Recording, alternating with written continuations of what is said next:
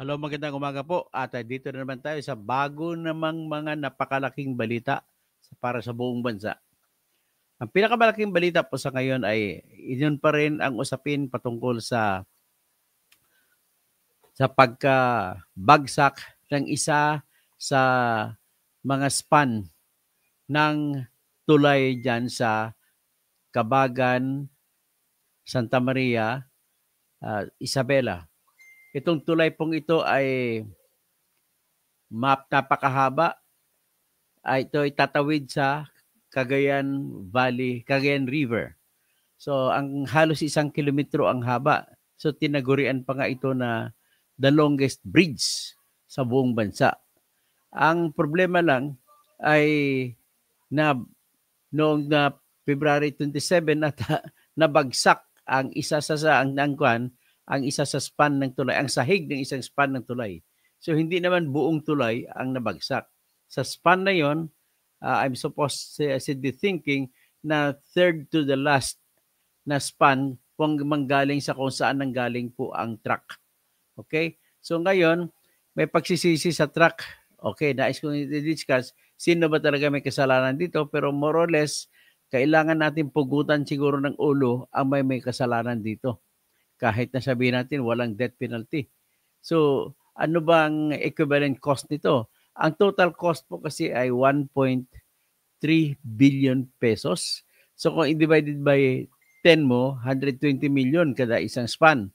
Pero kung 1.2, ang divided by 10 to 2, so 2, so 102 million pesos ang halaga ng isang span na nawala. So malapit-lapit na sa 125 million na kinakasa na confidential fund ni Sara Duterte sa kanyang nalalapit na impeachment trial. So anyway, itong ang focus natin dito, ako bilang civil engineer din ay lisensyadong civil engineer pa ko at analytic mind ako at alam ko ang saan ang depekto generally speaking. Pero pag detalye por detalye, kailangan po yan ng tinatawag na masusing investigasyon kada lahat ng mga members ng tulay na yon na span, inspeksyonin natin.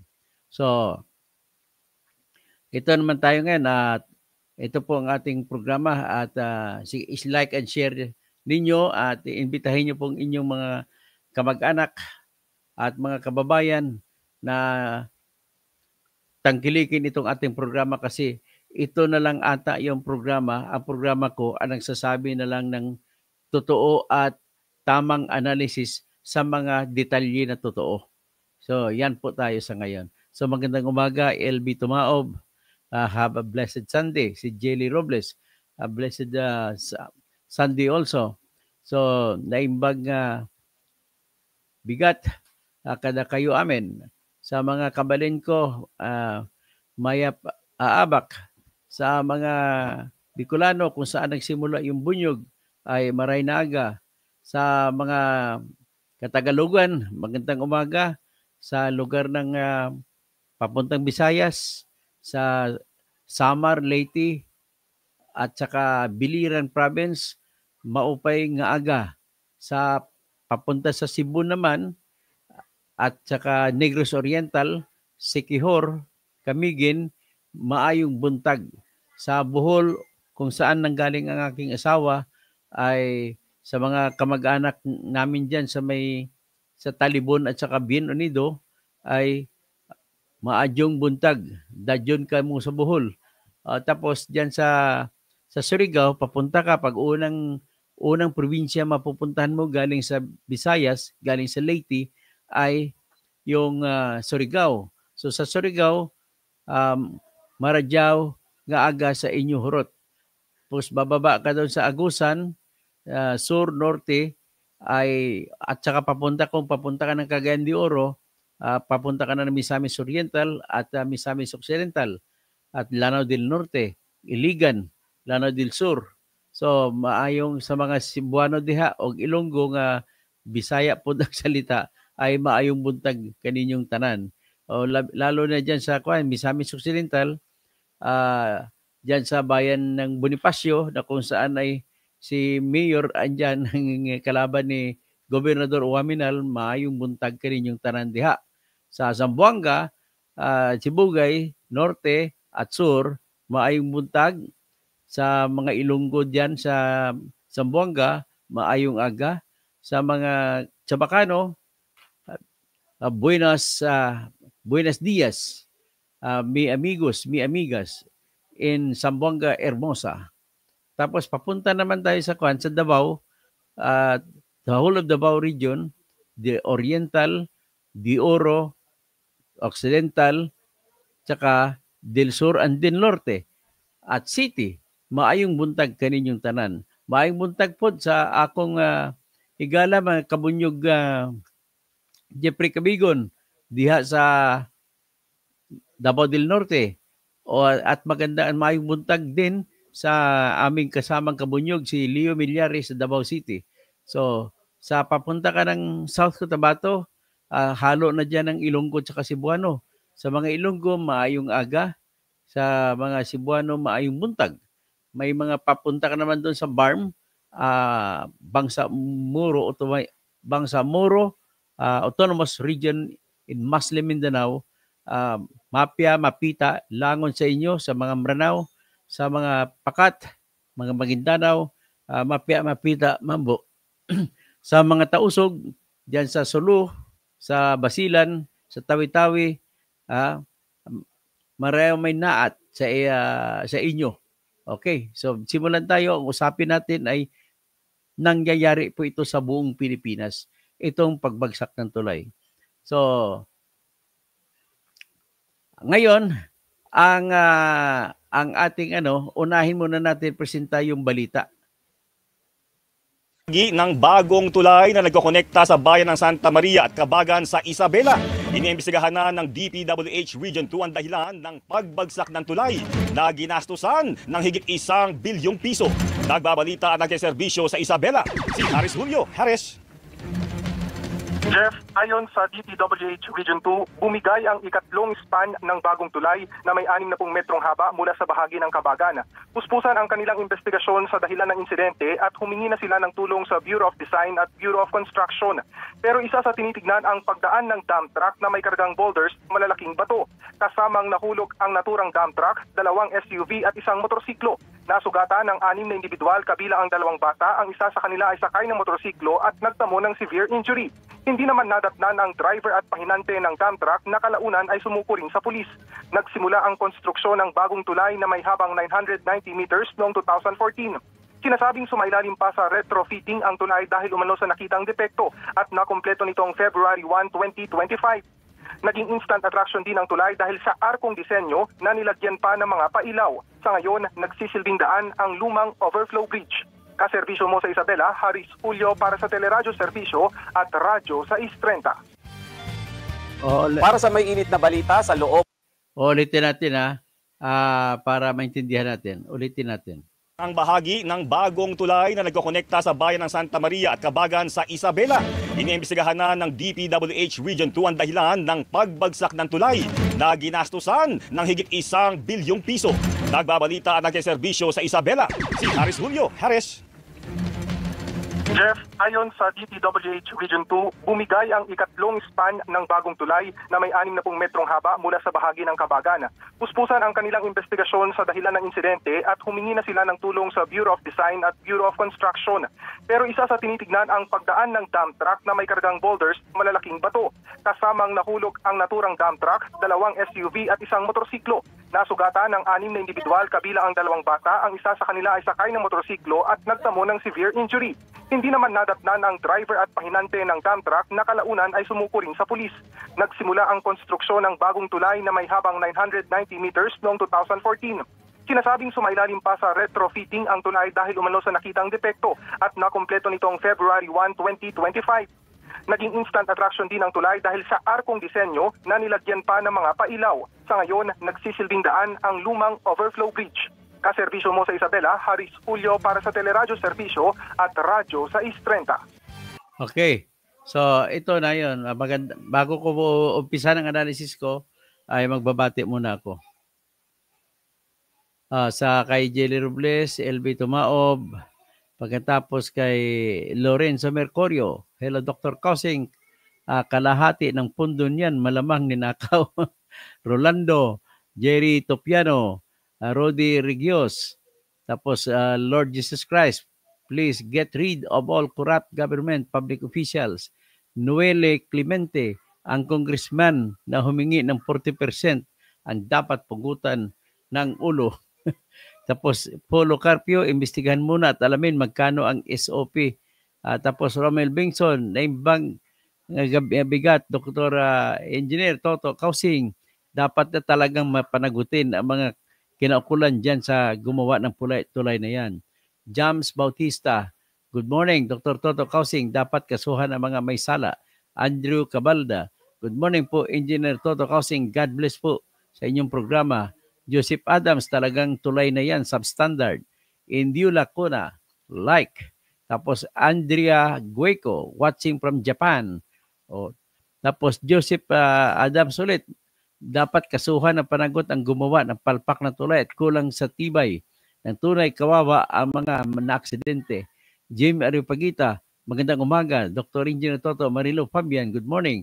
Virgilia Jainos, Abrilia Jainos, Ata, kumusta ka na ta? Gandang tanghali daw. Kiriko Ganlosas. Tapos ginatasan na naman yan, Dr. Kausing. Dabin, hello po, Attorney Engineer Kausing. Tapos Rico Evangelista, Engineer Toto, ang sabi, ang may sala daw, ang flagman. Okay, umpisan natin ang analysis natin. Okay, kung ako po ang inyong tanungin bilang isang civil engineer, gumagawa po ako mga design. Tulay, ginagawa ko rin yan ang disenyo ng tulay. Pero napaka-komplikado ng design na yan. Pag ako gumawa yan, abutin siguro ako isang buwan, hindi ko pa matapos ang design yan. So, at least meron na ngayong computer na tulong para sa mga tinatawag na mga drawings. Pag nag-design ka, siyempre nakatingin ka sa drawing. Titingnan mo itong membro na ito ng structure na gagawin ko, isa-isahin ko i-design yun. Pero siyempre, bago ko i-design yan, alamin ko muna ang lahat ng mga bigat na binibitbit ng bawat membro ng tulay. So tulay, ang membro ng mga tulay ay ganito. Yung una, yung arcs, yung arko niya. Yung arko na made of steel. Pagkatapos, yan ang main member niya. Tapos ang mga kada 60 meters, may interval, ay mayroong tinatayong pier, kung minsan tawagin, hindi lang basta-basta poste yan. Pier yan. Malaki yan. Kasi diyan pumapatong yung arko at sa arko naman na pumapatong ang sahig. So, paano papatong sa arko ang sahig? Sa pamamagitan po ng kable o di kaya tension rod. Ang tawag namin tension rod, yung parang stick na kumukonekta mula sa arko papunta dun sa sahig ng tulay. So ang sahig ng tulay, nakita ko pagkagawa nila, sa ilalim ay puro bakal. Tapos pinatungan ng simento at asfalto. So ganun po ang lahat ng disenyo dyan. So ang ibang mga members ay mga minor members na lang yun. Kumbaga, titingnan natin sa anggulo ito. May mga siyam na span yun. Ibig sabihin, more than halos 1 kilometro yun eh. So sa bawat span ay 60 meters. So kung 10 niyan, 600 meters. So sa tingin ko 12 yan. Kasi 1 kilometro daw eh. Pero hindi ko maiklaro kung talagang ilang span ang meron sa tulay. Tapos tingnan niyo, pansinin niyo, ang sa direction sa ulo ng truck na dumaan doon ay nanggaling siya sa Santa Maria. Kasi 3 span na lang ang bubunuin niya bago dumating siya sa Kabagan. In other words, may kagad-agad, makita kagad natin ang nakita nating detalye na klaro. Wala nang debate. Ano ba talaga? Ibig sabihin, number 1 fact, listahin natin, ay nakatawid ang truck doon sa unang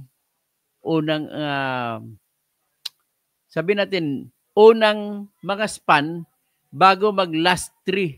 Actually, last 3. So, 2 span na lang bubunuin niya para magiging Kabagan na siya. So, ibig sabihin, nakadaan siya sa lahat ng span walang problema. Yan ang number one na fact. Number one na detalye na hindi natin maipikit ang mata natin na totoo talaga na walang nangyari na pagka lagapak nagtulay sa naunang mga span. So, nagka-problema na lang nung papatong na siya sa third of the last spans papunta sa Kabagan. So, malalaman ko na papunta sa Kabagan sapagkat ang ulo ng dump truck ay nakatutok sa Kabagan. So, ano ngayon ang meron dyan? Dyan pa lang, alam mo na kung sino, kung ano ang may diferensya. So, nang tiningnan ko pa ang litrato ng tulay, close up, alam ko na ang diferensya. Sa ngayon pa lang sinasabihan ko, yun lamang ang diferensya niya. Kung pag-usapan natin diferensya, hindi natin pinag-usapan dito kung sino may sala. Ang pag-usapan natin, ano ang diferensya. Nangyayari, dito pumalpak ang construction. Unang-una, nais ko munang iklaro sa inyo, pangalawang klaro na facts ay ganito po.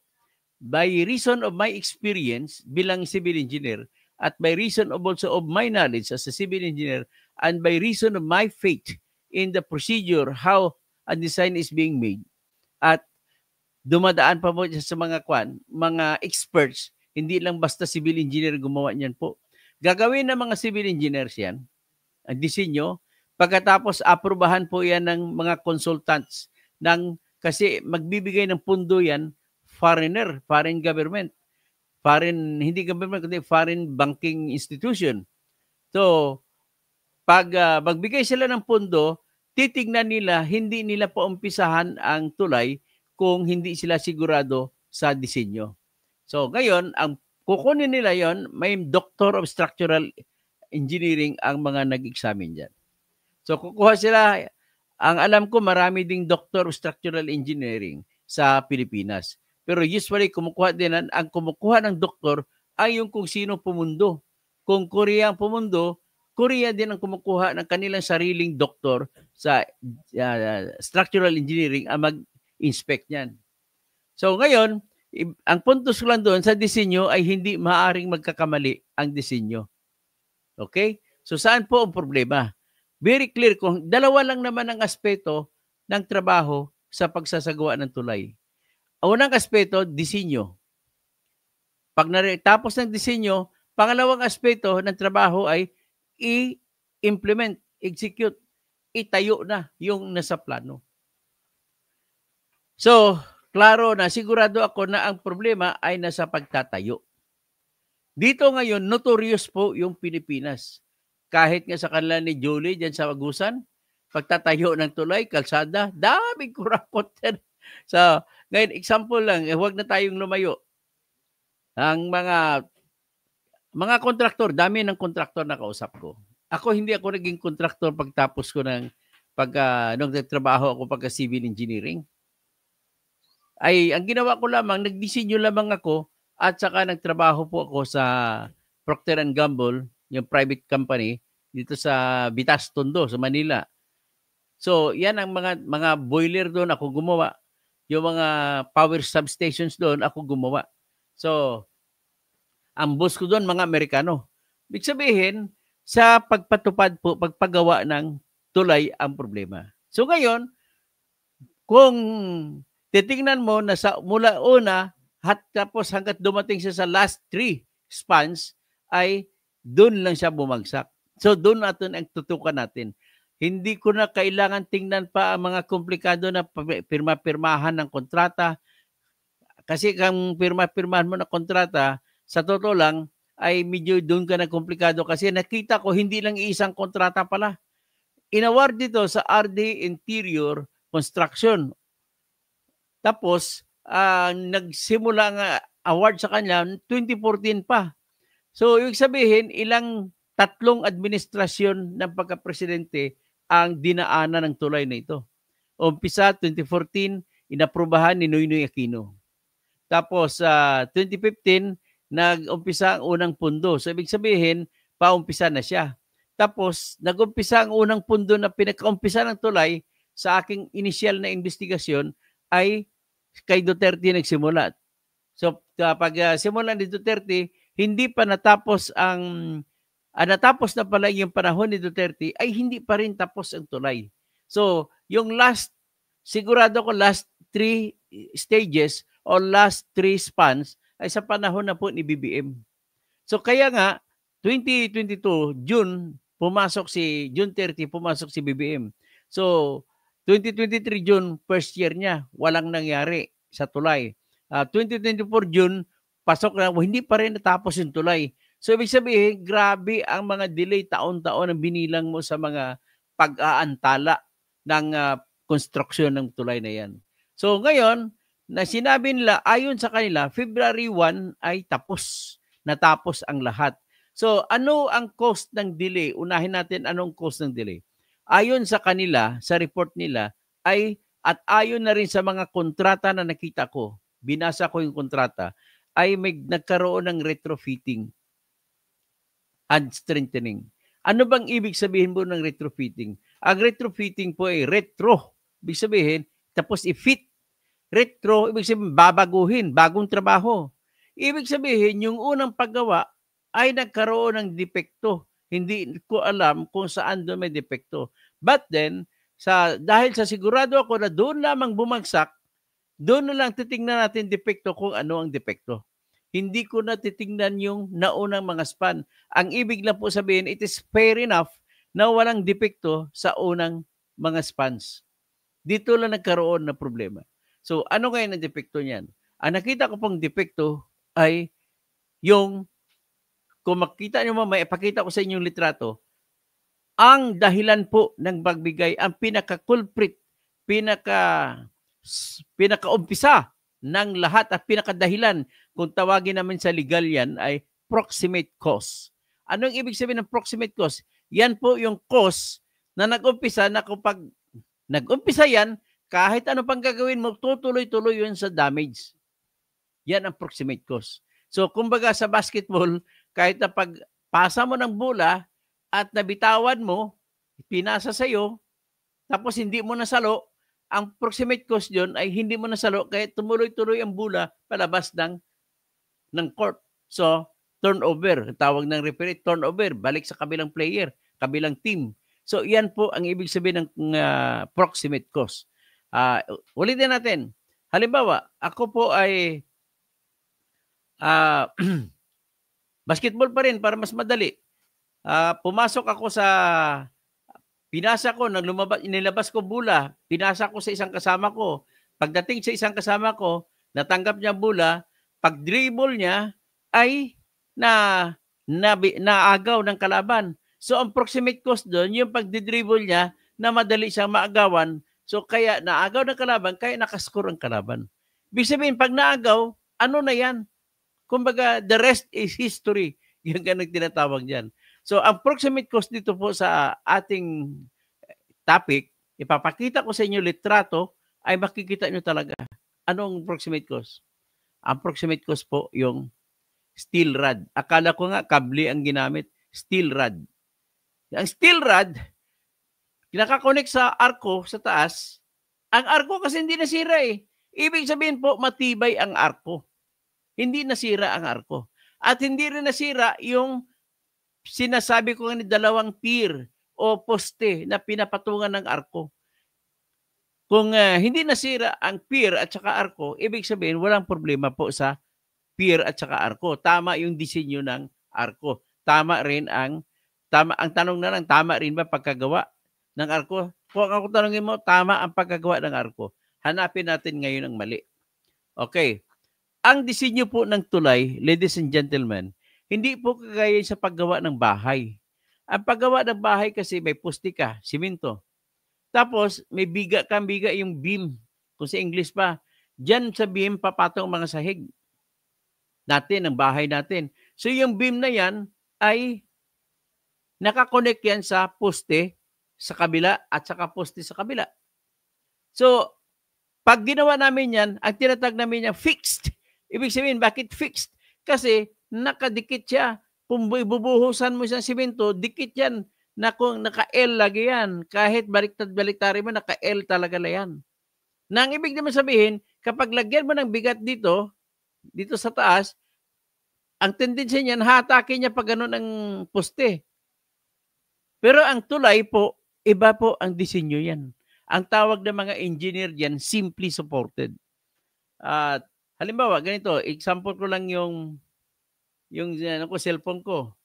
Okay, ito yung beam o tulay, yung sahig ng tulay.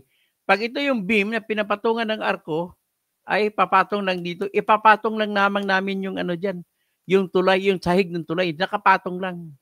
At magkabilaan, ang sabi ng mga engineers na nakausap ko, ang usual na practice ginagawa nila, naka-hinge, mayroong bisagra sa kabila, na malaking bisagra. Tapos sa kabila, kahit na walang bisagra, may lock lang ng konti para hindi gagalaw ang tulay, ang sahig.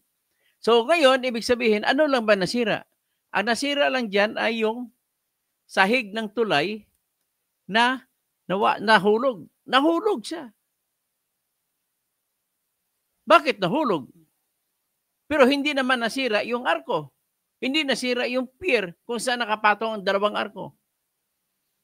Ibig sabihin, tiningnan ko close up, ang pagkakabit ng tulay sa kada rod ay yun ang problema kasi ang rod hindi naman pala naputol. So ibig sabihin, tama yung disenyo ng rod, tama yung strength o ang tibay ng rod na ginamit ay tama. Ano ang hindi tama? Ang hindi tama doon ay yung pagka-connect ng rod sa sahig ng tulay. O, titingnan natin.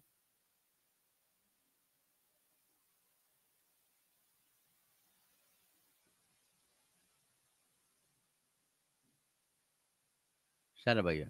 O, ito. O, ipapakita ko sa inyo, ha? Papakita ko sa inyo yung pagkagawa ng tulay.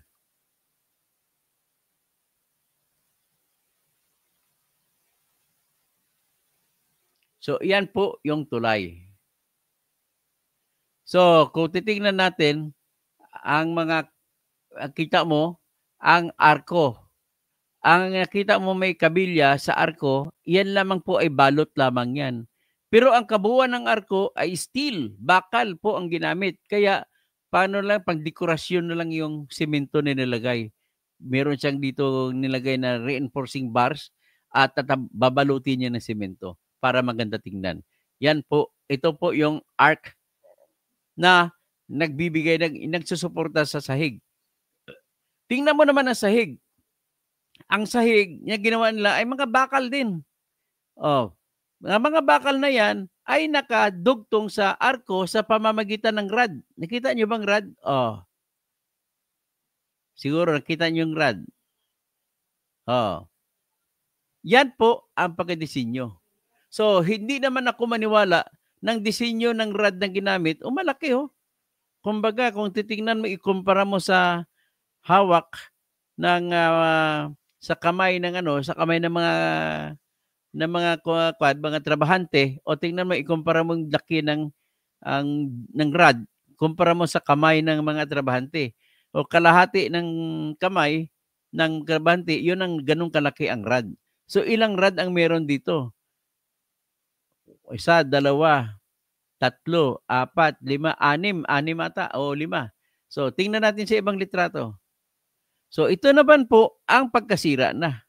So, kung nakita ninyo ang pagkasira, ang truck ay lampas na ng ilog. Oh.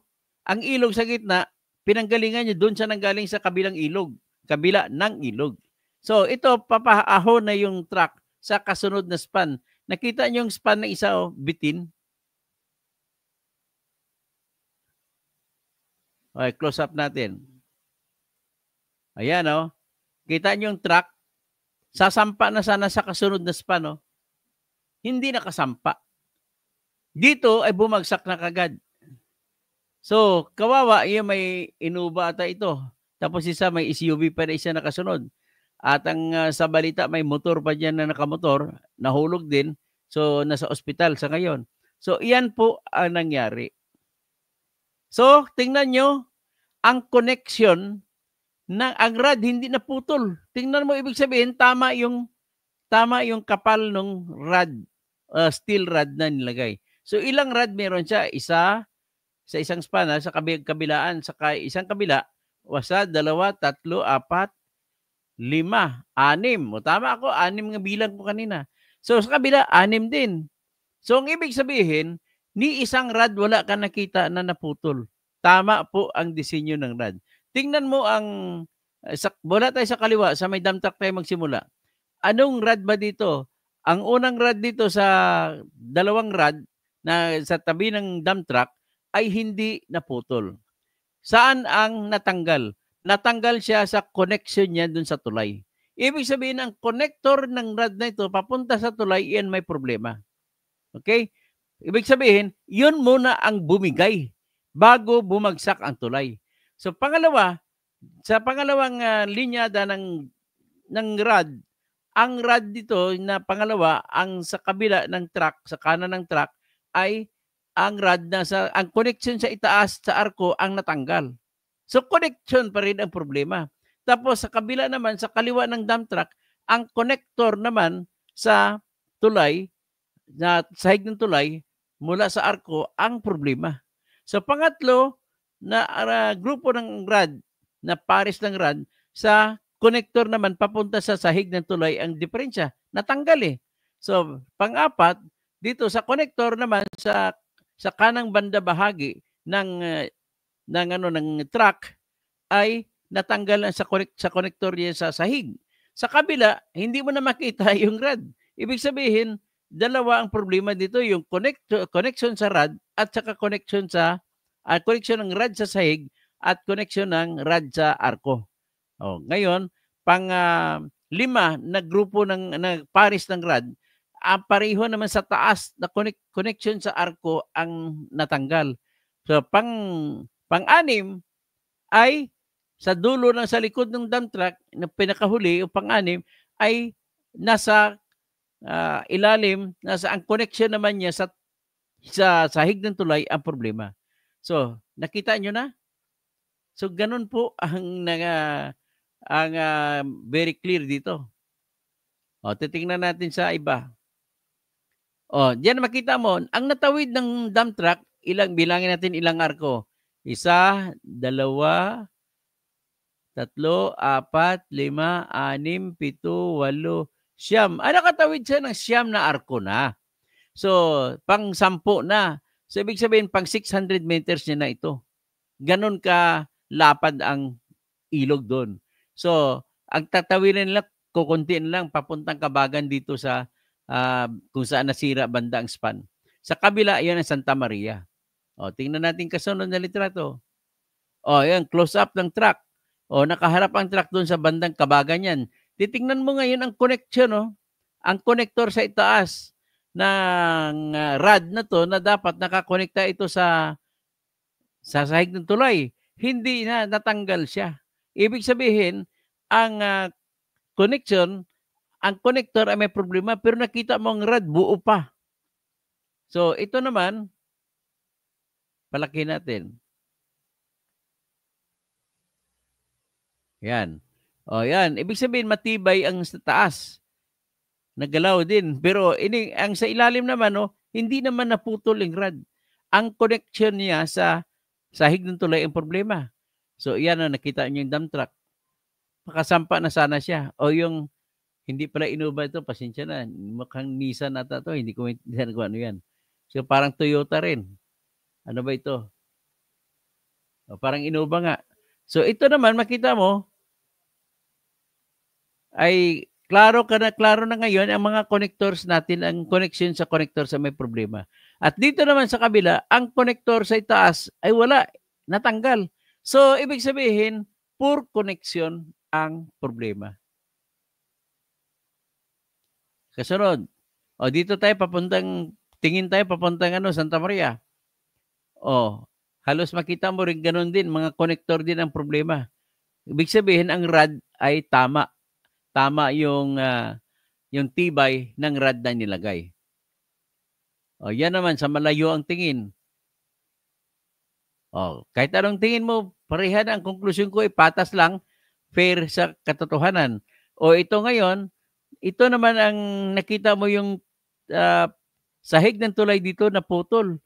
So, ibig sabihin, pagkaputol dito, mukhang ito ang isa sa pinaka-problema rin, no? Kasi dito naputol. Tandaan niyo po, hindi dapat ito maputol kasi bakal yan, no?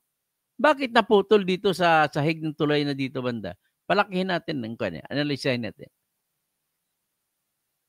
Okay, nakita nyo dito sa last panel ng sahig ng tulay, diyan natanggal pero wala ka nakita na naputol yung steel. Connection pa rin ng last panel ng steel sa kanyang main member. Oh, yan ang connection pa rin ang problema. At ito ay dito siguro hindi nagka-diferensya. So ngayon, ano ngayon na makikita natin? Titingnan natin pa iba. So iyan naman malapitang tingin sa bakal sa bit-bit ng truck. Puro bato. Oh. Next. O yan, napanood na natin yan. O ito, parang ganun pa rin, no? Nilapitan lang ang kuha. So makita mo may itong railing ng sahig ng tulay ay may crack. Semento lang naman yan. Hindi naman yan tinatawag na bearing, hindi naman bearing member yan. Kung bearing member, ibig sabihin bumibitbit ng bigat. Hindi siya bumibitbit ng bigat kaya hindi na kailangan disenyoin. Actually, pwedeng kahoy nga lang yan dyan eh. O, tapos, ito, inulit lang natin. Ito sa pang-ilalim na kuha. O, nakadikit na siya. Buti na lang walang tubig dito na area. O, nakapatong na siya sa lupa. So, yan po. O, yan. Another view. O, kung ngayon, alam na this. Dahil sa kaalaman ko sa civil engineering design, ay alam ko na at saka implementation, alam ko na kung anong ibig sabihin yan. So, ngayon, having known ano ang depekto, madali na lang ngayon imbestigahan. So, ang ibig sabihin nito, pinakahuling bahagi ng tulay ang nagkadepekto dito. At ang connection, ibig sabihin nito, February 1 lamang binuksan at February 27 na bagsak. So ngayon, unang tanong ko, dapat bang parusahan ang truck driver nito? Sagot, hindi po. So bakit? Bakit hindi? Kasi po, ang truck driver ay wala namang alam yan. Hindi naman engineer yan, una. Pangalawa, pinayagan naman siya pumasok na may mga gwardiya daw bago pumasok doon sa bandang Santa Maria. Nang pumasok siya, papuntang Kabagan. Pangatlo, hindi ka gagawa ng tulay dyan na kung hindi makadaan ng lahat ng klaseng sasakyan. Gastos lang yan sa gobyerno. Hindi mo pwedeng gumawa ng sasakyan na para mga kotse lang. Pang-apat, kung magdisenyo po kami ng mga engineer ng mga tulay, ina-assume namin, nilagay namin sa isip, dinodrawing namin yan, ang tulay na puno ng sasakyan ng katraffic. At ilalagay namin lahat pinakamabigat na sasakyan. Ganun po kami mag-design. So, hindi pa nga rin magkaroon ng problema sa pag-design. Kung may problema sa design, dapat bumagsak na yung art niyan. So, ito ngayon, ang pag-implement. So, siguro, ayoko naman nagagalit kasing iba dyan, pero tingin ko biro lang ito, gawang China ata yung connector na yan eh. Pero ang rad matibay yung rad, in fairness. So, ngayon, at least alam nyo na kung anong dahilan Simpleng analysis lang ito, hindi na natin pahirapan sarili natin. So, ngayon, ang nag-implement niyan ang may problema. So, ang tanong, sino-sino ang nag-implement na ating titingnan? Ang nag-implement niyan, una, kontraktor. Ang kontraktor hindi po makasingil kasi progress billing yan eh. Halimbawa, kontrata niya, yung last contract niyan, retrofitting, na 300 plus million. Hindi po makakasingil ang kontraktor kahit anong bahagi ng kanyang kontrata hanggat walang pirma ng engineer ng DPWH na inspector or monitoring. At lahat po na progress billing tinatawag, tinatag namin progress billing kasi unti-unti pagsingil. Ang billing sa Tagalog, pagsingil. So, unti-unti pagsingil kada matapos na trabaho. So, ngayon, sa kada tapos, halimbawa, 10%, papirmahan mo muna yung sa engineer ng DPWH kung tama ba yan. Kasi siya na ang aming monitor dyan. At kung hindi niya pipirmahan yan, hindi kayo babayaran ng DPWH. Ganun po sistema. So, ibig sabihin, ang unang may sala dito, kontraktor. At hindi matutuloy ang sala ng kontraktor kung hindi papayag na pipirma ang engineer ng DPWH na naka-assign dyan. So, anong una may sala? Kawawa. Kawawa ang kapwa ko civil engineer na naka-assign dyan sa DPWH. Siya at ang kontraktor ang talagang madidiin ng gusto. Kumbaga ba, sa murder na sala, kagaya kay Percy Lapid, ang aktual na tao bumaril ay si Joel Escorial. Pero ang nagpapabaril, sila ni Bantag. So, ibig sabihin, hindi makakawala si Joel Escorial kasi siya kitang-kita mismo sa CCTV. Si Bantag baka makalusot pa. Ang kiniklaim niya, inosente siya. Pero ang challenge ko sa kanya, baka diyan ka lang sa kabagan nagtatago. Magpakita ka, sumurinder ka, at magpa-trial ka. So anyway, ito ngayon makikita mo, ang purpose po kasi ng tulay na to, lahat po ng mina diyan sa Cordillera ay diyan dadaan ng mga truck na kumukuha ng mga mini-mina diyan sa Cordillera. Kaya nga tinayo yung tulay na yan. Hindi po masyado tatagal yung tulay sa ilalim, overflow bridge. Nakaangat lang ng konti sa tubig yan, ng ilog. So kung bumaha ang ilog, hindi mo na madadaanan yun. Kaya nga nilagay ito, tinaasan, para kahit puno pa ng ang Cagayan River, ay makakadaan pa rin ang sasakyan. So number 1, contractor. Number 2, yung checker ng DPWH na engineer. Hindi naman pwede mag-check yan, ano lang, yung elementary graduate. Hindi, kailangan expert din, civil engineer na experience. Hindi lang siya isa, may team sila. Team nang galing sa district. So ngayon, may nagsusupervise dyan ay yung distrito ng DPWH. So kung ang distrito ng DPWH supervise, pangatlong may sala dyan ay yung district engineer. Hindi ko mo yung tao ng district ng DPWH ay nakamonitor dyan, ay hahayaan mo na lamang at aasa ka na lamang sa kanyang inspection report. Alam mo na ang lahat ng kontrata dito sa Pilipinas ay yarian. Dapat nandoon ka rin. Nakatingin. Ang problema, binigyan din ng pera to, yung district engineer. Kasi ang tandaan ninyo po, ang kontrata sa Pilipinas, yung pag-implement, kumikita, nagkabigayan na kagad sa pag-bidding pa lang. Pag-bidding pa lang, 5 ang sumali na kontraktor, iisa lang dyan ang mananalo.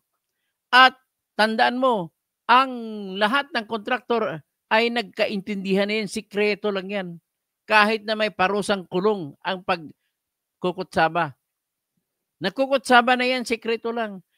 Tapos kunwari, pagdating sa araw ng pagsumiti ng kanilang presyo, ay ihulog nila sa box. Makikita mo, wala ka talaga makita na may kutsabahan. Pero sa labas, nag-usap na yan. Pero titingnan mo kanilang mga cellphone. Kita mo dyan ang connection, may tawagan, may text pa yan. Pare, wag mo itaas sa 50 million. Ano ka lang, sabihin, halimbawa, pare, para sa akin ang kontratang ito po yung aking presyo. Sabi niya, halimbawa, 325 million. Gawin mo lang sa'yo 326. Tapos tawagan naman yung isang kalaban. Pare, yung sa'yo naman 327. Tawagan mo isa. Pare, isa yun naman 328. Ganun po yun ang ginagawa ng mga kontraktor niyan. Hindi nyo na kailangan lukuhin pa ang mga mamamayan para sabihin nyo na walang yarian na nangyari. Yarian talaga lahat yan. Kaya ang isa sa pinaka-korap na nagnanakaw sa gobyerno natin ay mga kontraktor. At sino naman ang sa likod ng kontraktor? Iyan naman po ang next in line na pinaka-utak ng krimen. Yan po yung mga politiko, mga congressmen.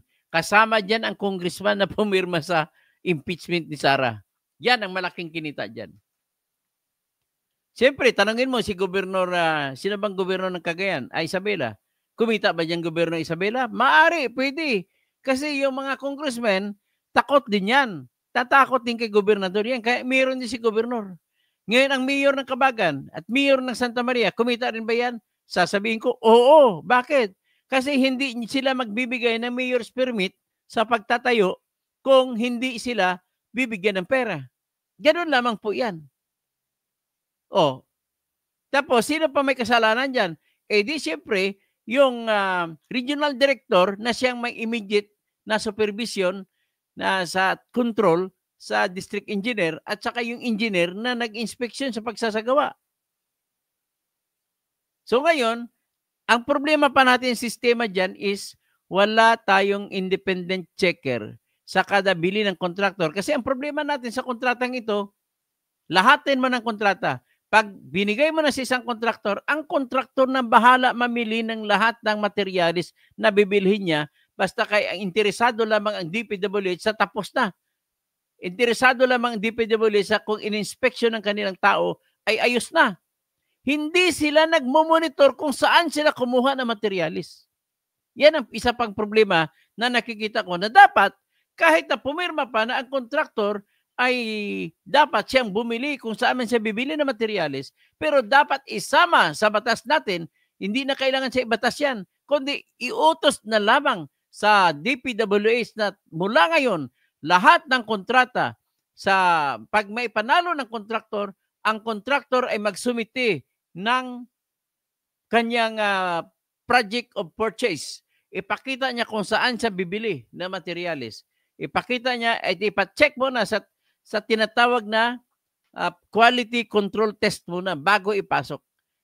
Ladies and gentlemen, sa pagsagawa din ng mga simento, pagpasimento ka ng kalsada, ang number one na check na naobserbahan ko na hindi ginagamit, hindi ginagawa ng DPWH. Ano po yun?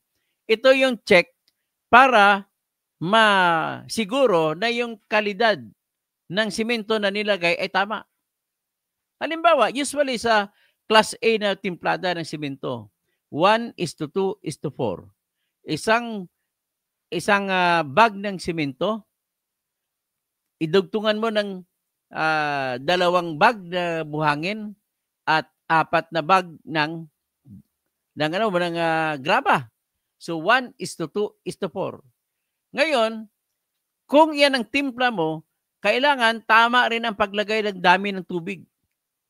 So ngayon, bago ilalatag ng dump truck na yung mixer, concrete mixer, bago niya ibuga yung bit-bit niya simento, ay dapat ang number one quality control method dyan ay ibagbabagsak mo na sa isang silindro na isang pie o 1 foot ang taas. Cone, tawagin mo cone. Tapos sa dulo niya bukas. May kinakakat, so maliit siya palaki. Oh.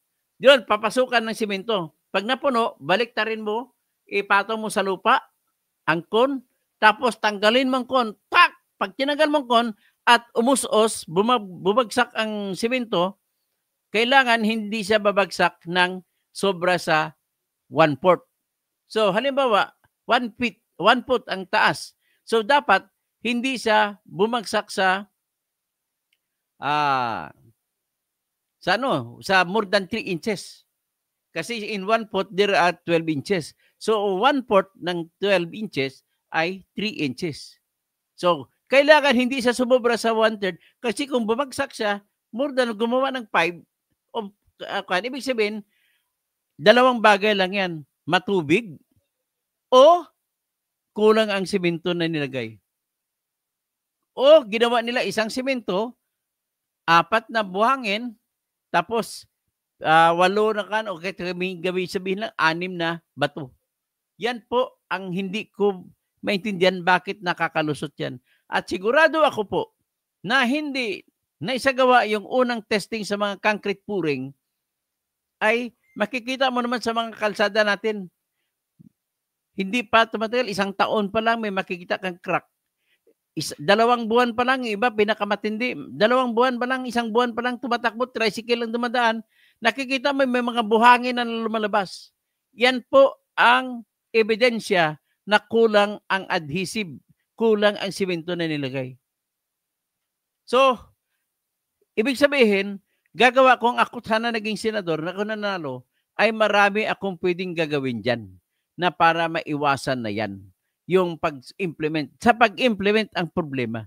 Tingnan nyo, ang tulay na ginawa ni Marcos noong araw na presidente pa siya si Senior diyan sa San Juanico Bridge. Bakit hanggang ngayon hindi naman nawasak yan? Ang katotohanan po, ang gumawa niyan ay yung Koreano na kontraktor, yung Hanil.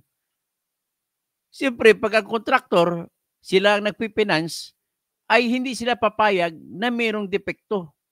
Merong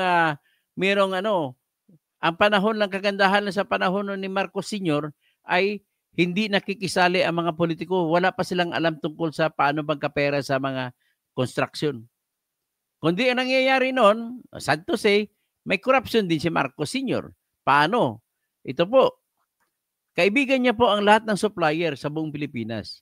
Supplier ng simento, supplier ng bakal, o kung ano. Tapos, papagawa siya ng maraming proyekto para marami ang bibili ng simento. So, para maraming bibili ng simento, kailangan marami isang batas na ilalagay. May batas na ilalagay na gagawa ng mga kalsada, mga tulay, at siyempre, saan pa bibili yan? Sa mga seller na mga manufacturer ng simento sa Pilipinas. Dati, alam ko yan, Bakdutan, sa La Union, tapos sa Pangasinan, o ano pa, marami dyan ang mga simento. Ngayon, marami ibang simento na ngayon na brand. So, sa Davao, meron din, Davao Cement. So, kung ganon, nagbibigay lamang po ang manufacturer ng simento ng concrete cement. Nagbibigay sila ng piso kada bag noon kay Marcos Sr. Ganun lamang po. Pero walang yarian sa bidding nung araw. Kasi hindi pa aral, wala pang technology ang mga corrupt. Pero ngayon, sobra-sobra na. So, having said that, at least alam nyo na kung sino ang dapat sisingilin. Okay? Kasama dapat si Mark Villar, si Lito Lapid sa Committee de Silencio. Dapat nga itong tutukan. Ang sunod kong gusto kong maparusahan dito, alam mo sino? Si Bong Revilla po. Bakit naman si Bong Revilla? Kasi siya po, sakop niya ito sa Committee on Public Works. Committee on Public Works and Highways. Sakop niya ito. At bakit nakalusot yan? So, ang aking tanong, totoo ba yung nireport sa akin ng aking mga informante na lagi sa VIP si Bong Revilla ng casino? At sa VIP, wala pong CCTV dyan. At doon siya tumatanggap ng mga bisita ng mga kontraktor. At doon nag-aabot ng hundreds of million ang mga kontraktor sa kanya. So, ibig sabihin, isa sa mga kontraktor na bigay sa kanya ay siyempre haharangan ni Bong Revilla ang proyekto sa Senado. Hindi magkaroon ng batas na magbibigay ng pundo para dito. So, intindihan nyo na? Hindi ko muna tanungin kung si Pinoy ang may mali, si Duterte o si Bongbong. Pero kung ako tanungin mo, pilitin niyo ako, si Bongbong may kasalanan. Bakit po? Kung sa basketball pa, yan ang tinatawag na last touch. Kung sa prinsipyo pa ng damages sa civil code, ang tawag namin dyan ay last clear chance. Anong last clear chance? Ang last clear chance nalagay kay Bongbong. Siya ang kung inayos niya, hindi sana kahit may depekto pa sa panahon ni Noynoy, panahon ni Duterte, kung inayos niya bago buksan sa traffic noong February 1, ay wala na sanang nangyari ganon. Okay? So at least alam nyo na. Sa tingin ko, naintindihan nyo na ang ibig ko sabihin. So magbabati na lamang ako. Si Gilly Robles, LB Tumaob pala. Tapos sino pa? Rolando, Jerry Tuplano, Rudy Reglas. Tapos Noli Clemente, ang congressman na humingi yun. Usual yan, ang SOP 40%. Polo Carpio, imbestigahan muna at alamin. Okay? Romel Bengson, naimbang ng bigat. Tapos Joms Bautista, good morning, Dr. Toto Kausing, dapat kasuhan ang mga may sala. May sala doon, na-identify ko na sino may sala. Andrew Cabalda, good morning po, Engineer Toto Kausing, God bless po sa inyong programa. Joseph Adams, talagang tulay na yan, substandard. Injula Kuna, like Andrea Gueco, watching from Japan. Tapos si Joseph Adams ulit, dapat kasuhan, mapanagot ang mga gumawa ng palpak na tulay at kulang sa tibay ng tulay. Kawawa ang mga na-aksidente Mas kawawa ang bayan, Joseph. Ang bayanan, tayo ang kawawa kasi pera natin yan napunta diyan. Napunta lang na uwi na sa wala. 102 million kaya yung cost na yan. 100 million yan, ganun kalaki. So sana naman, gagawa ka naman. Kasing dami lang ng pera ni Sara Duterte. Oh, tapos si Marilo Fabian, Jimmy Aripagita, magandang umaga. Good morning. Brilla Tahanos, good morning, magandang tanghali. Kiriko Candilusas, ginatasan na naman. JD Adabin, hello po.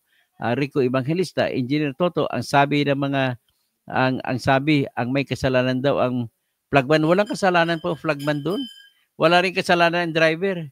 Kasi kung overweight yan, hindi po kami gumagawa ng kalsada na kaya po ng ang na-imagine namin sa standard, binabase namin, ano ba pinakamalaki dump truck ngayon? Ganun po kami kung gumawa ng disenyo. Sabihin niya, minimum is 40 tons ang dump truck, wala pang karga yan. So kakarga niya, sama po, no, sabihin 50 tons pag kinarga. I-assume namin yan, 150 tons.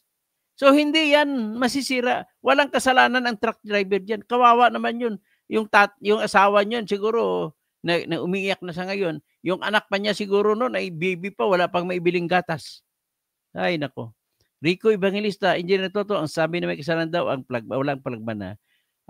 Don Polobi, sino pangulo na nakaupo nung gumawa? Ayun, si Bongbong may problema nito. Rodi Riglas, Lord Jesus Christ, please make this world peaceful and prosperous. Belen Delingan, sino kaya sa tatlong presidente may pananagutan? Si Bongbong lang po. Romulo Solis, God bless po. Siya may kasalanan, siya ang pinakahuli.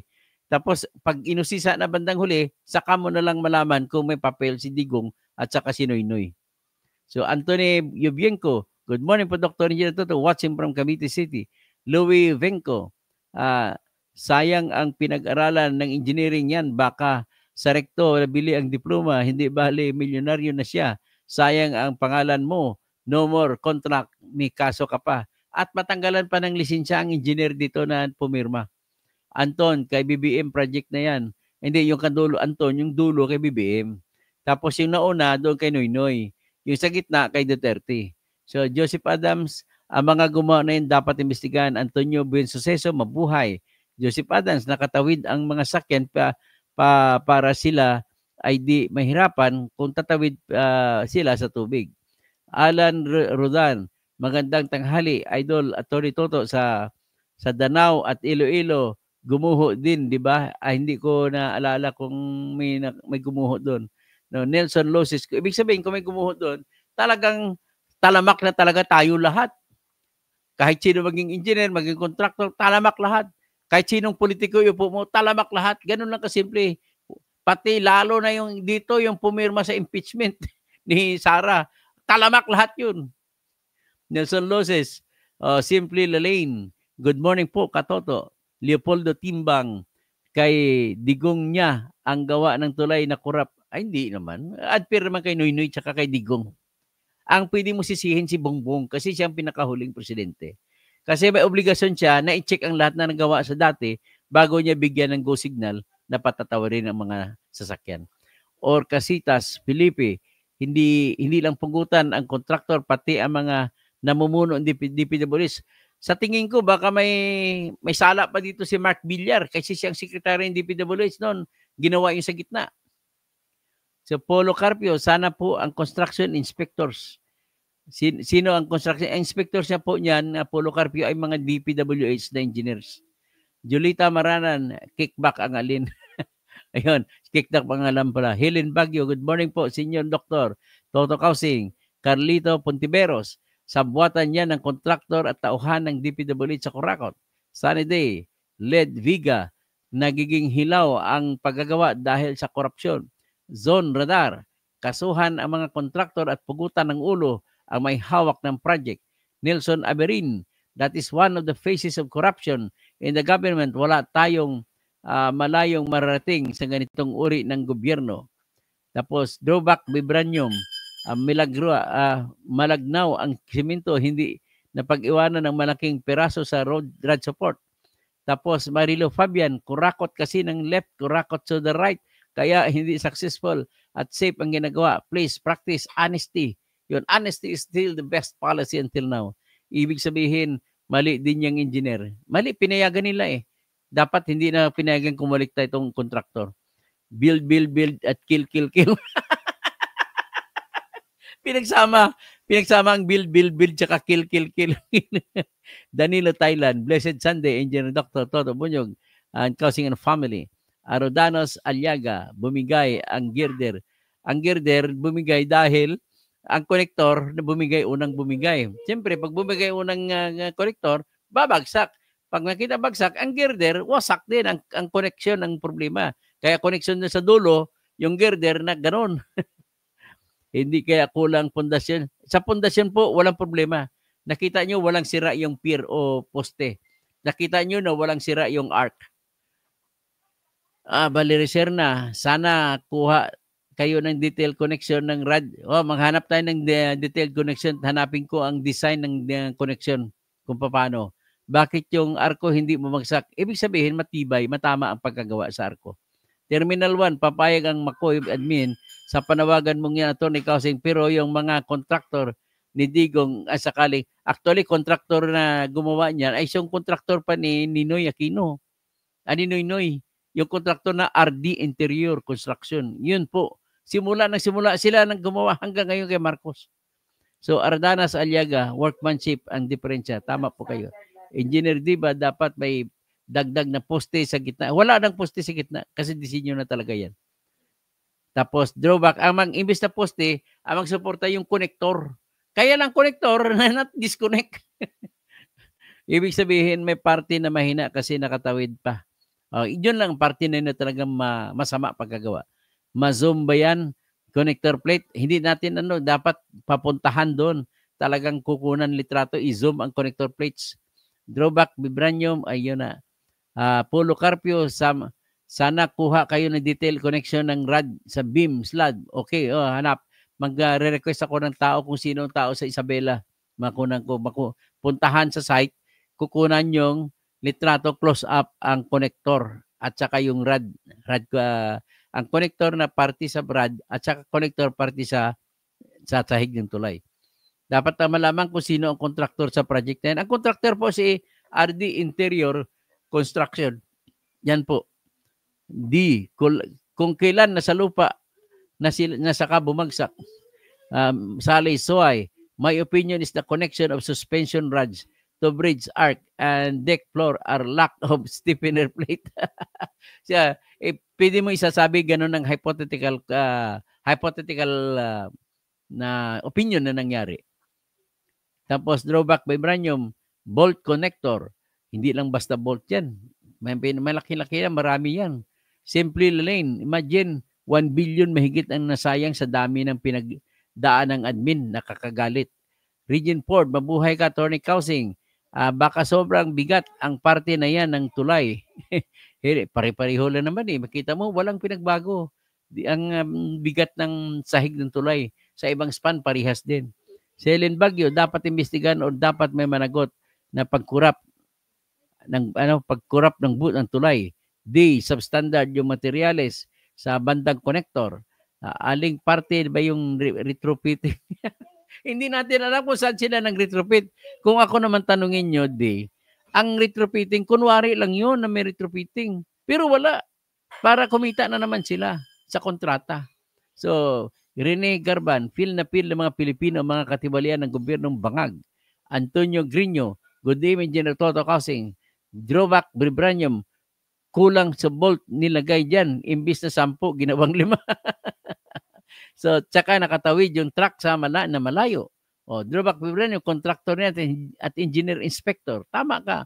Jiggy Riarte, parang undersize ang bakal o kabilya na inilagay sa sahig. Hindi naman undersize sa tingin ko. Wala akong problema nakita. Roberto Clemente, sir. Pero pwede mo sabihin na may depekto. Bakit? Kasi naputol sa dulo at naputol sa kabilang dulo. Dapat kumahulog sabay-sabay, di ba? Tama ka sa puntos mo. Tapos drawback, na-rush yan para sa Suna. Ay, gano. Ni-rush para sa Suna. Tapos sasabihin niya, gawa ko yan! Look around! Roberto Clemente, Engineer Toto. Okay, D. Wala bang inspection yan? Bakit binuksan yan? Bagsak din. Pala, Mervy Rivera ang mali dyan ang gumawa. Marilo Fabian parang minadali buksan kung katatapos lang ng tulay. Jerry Robles, Mark Villar, managot ka. Junard Beltran, kontraktor talaga may sala dyan. Tapos Antonio Grino, kaya lang bakit gumawa ng sala ang kontraktor? Yan kasunod na tanong. Siyempre, ang kontraktor kasi, ano magawa ng kontraktor? Kinuha na nila po ang 50% eh. Anong gagawin ko? Para ganun lang yan. Engineer Toto, pwede ba bigyan mo ng pansin ang stand ni Speech sa impeachment? Sa sunod na po. Akala ko pang light vehicles lang yan. Jerry Velasco, dapat hindi gwardiya ang nilagay dyan, kundi bago pumasok ang mga truck, dapat may weighing. Tama ka, dapat may weighing scale yan. Pero wala naman, Jerry, wala namang load limit eh. Kaya hindi na kailangan ng weighing scale.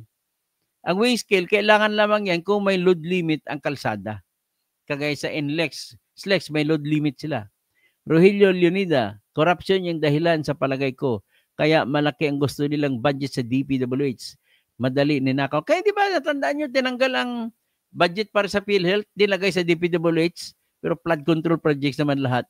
Jess Magpayo, maliwanag po sa sikat ng araw, ang nangyari sa pagkabagsak ng tulay ay matinding korupsyon sa totoo lang. Dapat lang managot ang may kasalanan. Celso Talisik, I agree, hingin ko ang ulo niya. Ito tula ko na lang. Ay, sige, gumawa ka nga ng tula, Celso Talisik. Tapos i-share mo sa akin. Hermes Folioso, good afternoon, engineer. Walang 100 tons karga ng truck. Ganun ba? Hindi, sabi nila 54 tons daw, 50 plus tons. Kaya ang total, bigat ng truck at saka yung karga ay 102 tons daw. So, Imornibal, sayang ang pera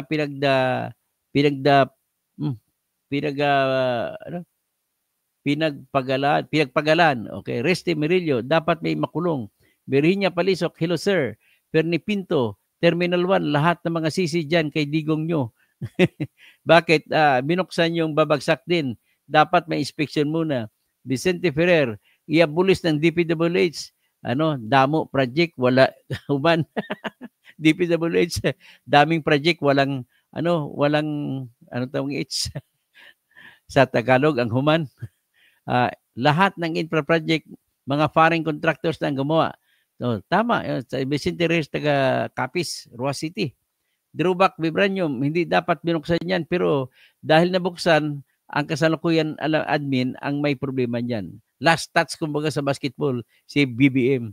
Tapos Sunny Day, di kahit inspector kumikickback din sa mga ganyang projects, kaya wala naman talagang maayos na inspection. Ang problema dito, pagtulay, dapat kukuntiin na lang nila ang kickback. Sunny Day, yung business ko nga, binayaran ko lang din yung sanitary sa munisipyo kasi ang daming hinihingi sa akin na wala naman na sa requirements. Nang inabutan ko, pasado na lahat. Yan sa business meron sa LGU, BPLO. Virginia Palisok, sir, dapat sa umpisa pa lang matibay ito. Hindi kailangan i-retrofit. Ang dagdag na gastos lang retrofitting eh. Ito kung sa umpisa hindi kinurgot ang pera, bakit mag-retrofit pa? Tama ka. Ibig sabihin, alam nila na mahina. Pero ang problema, gusto nilang ilusot na may retrofitting. So, para mailusot nila, para kumuha sila. Tapos, kunwari lang yan, retrofitting. Tapos, mag-recommenda ng retrofitting. Yung mga DPWH din. Kasabwat din ng congressman. Tsaka contractor. Sana di, kaya nga, kumikitang kabuhayan din sila. Tsaka, parang minadali, buksan para mapagyabangan sila sa eleksyon. Tama, eleksyon ng habol dyan. Armando Abilia, bakit kontraktor lang sisihin? Paano na si or si na politiko? Sabi niya, paano ako? Paano si AD? Sinong AD? Sabi ni Isko, si AD ako. Kumuha ng komisyon sa pundo ng project.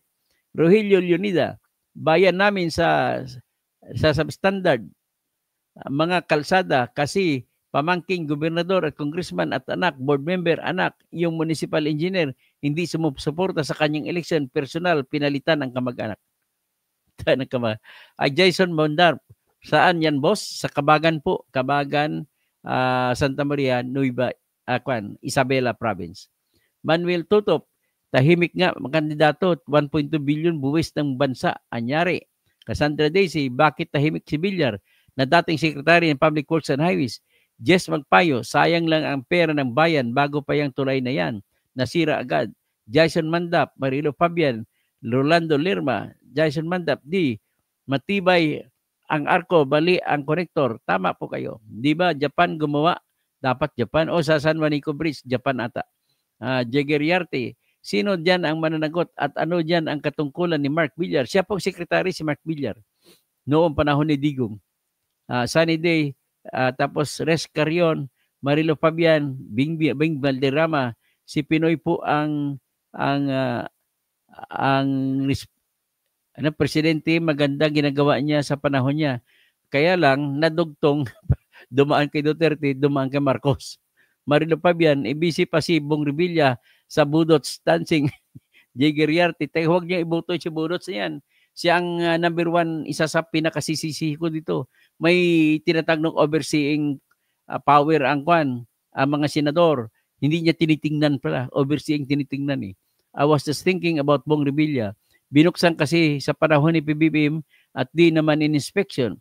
So drawback vibranium, dapat yan nilagyan nila malaking rad na sa gitna o kaya wala naman problema sa rad. Ang problema konektor ng rad at saka yung sahig ng tulay. At saka yung connection ng rad sa arko. Tapos, Engineer Toto, yan ba ang parte na may retrofitting? Hindi ko alam kung ito may retrofitting. Kung ako tanongin mo, walang retrofitting nangyari dito. Kunwari lang yun para kumita naman sa bagong kontrata sa retrofitting. Drawback vibranium, compared mo yan sa Binondo Intramuros Bridge. Titingnan natin Binondo Intramuros Bridge. Terminal 1, attorney, magagalit sa iyo, si Nakabunyog, dapat kay Digong nyo, hindi po pwede sisisi kay si Digong. Wala akong basihan para sisisi si Digong. Ang last touch rule lang ginagamit ko rito, dapat si BBM. Binigo, kayo pala kahit saang daanan ay may mukha ni Bong Revilla. Alam na, baka iniwasan ng driver yung mukha ni Bong Revilla. Kaya nadiritso. Bernard Show, Pilipiliti, katikista. Good day, sir. Watching from Iloilo. Nasanay na kasi ang mga contractor engineer. Pati mayor dyan, kasali po yan. Kasi di naman sila nakukulong. Tama po, dapat magpakulong na tayo. Substandard ang kabilya. Tapos, Jose Atienza, hindi titibay ang mga proyekto ng gobyerno kasi nagsasama ng mga magnanakaw. Yon. Manuel Tutop, 1.2 billion. Topo Bridge, made in Philippines. Committee on Public Works, si Public Works Committee sa Senado, si Bong Revilla. So drawback vibranium, 12 to 15 rad, dapat yan naman masyadong mahaba. Yung palitan, actually, hindi na nga naging problema yung rad, sir. Ang problema yung connection sa rad. Jubito is Marione Jr. Good afternoon, sir. Naminaw, Cesar Panaligan. Tama po, hindi kasalanan yan ng driver contractor inspector, dapat alam yan.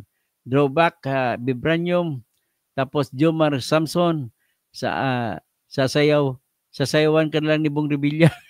Antonio Inovejas, malabo, nakasuhan nila ang contractor kasi nadadamay. Siyempre, ituturo ng contractor sinong kumuha sa kanya na politiko. Roger Ogerio, imbestigahan Duterte at Marcos era. Yung parte ng tulay na yan, hindi pala kay Digong o kay Marcos na yan ang panahon ng parte ng tulay na yan. Mag-iba-iba na siya kontraktor, nabawasan ng pondo. Pero isang kontraktor pa rin. Sa panahon ni Noynoy, isang kontraktor RD Interior pa rin. Hanggang sa matapos kay Marcos. Pero ang problema, sa sunod nating alamin, ang daming palusot ng DPWH. Kasuhan o ulan na naman o sa babaha na naman. Diyan sa Isabela portion na yan. Paano? Di na madadaanan yan. So lagot si Mark Villar.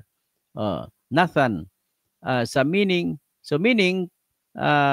po ba yun ng isang president okay lang gumawa ng papalpak na proyekto para isisi sa susunod na presidente? Ang batas po kasi dito, Nathan, kung sino yung huli, yan ang may obligasyon na ayusin ang lahat ng depekto.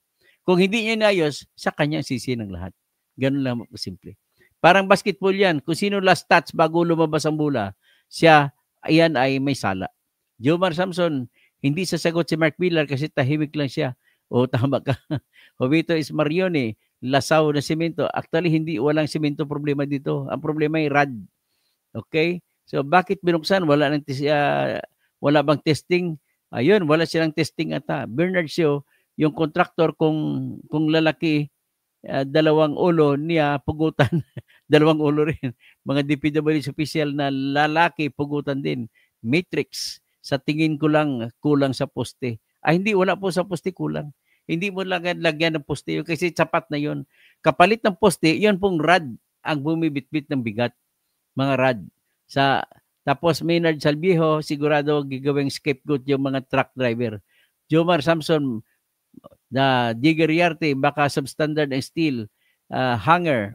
Hanger. Tama, correct term din ang hanger. Pero steel rod suspension. Si Cesar Panaligan, segmental yan. Bali, dalawang girder, pinagdugtong na nagdugtungan, bumigay, mahina ang koneksyon. Tama, koneksyon lahat. So Nelson Loses, Frederick Iloro, good day, Idol Attorney Toto Kosing. Mabuhay pa kayo, Yormi. Panahon na ni BBM lang yung huling segment ng tulay. Cesar Panaligan, Kiriko Candilusas, Metrix, Rogelio Tapado, tapos Mario Vita Chua, si Mario Vita Chua, Yang Yogox at Left Alex 11. So, sino pa? Si John Beringel, tapos Seven Samurai, John Beringel, Heidi Mindad, Apollo Carpio, Nelson Loses, tapos Drawback Vibranium, Cassandra Daisy, Sunny Day. Yan. Diyan lang muna tayo at magandang umaga po sa inyong lahat. Sana magsimba kayo at magdasal tayo na hindi na maulit yung ganitong problema sa bayan natin. At magandang umaga! BBM!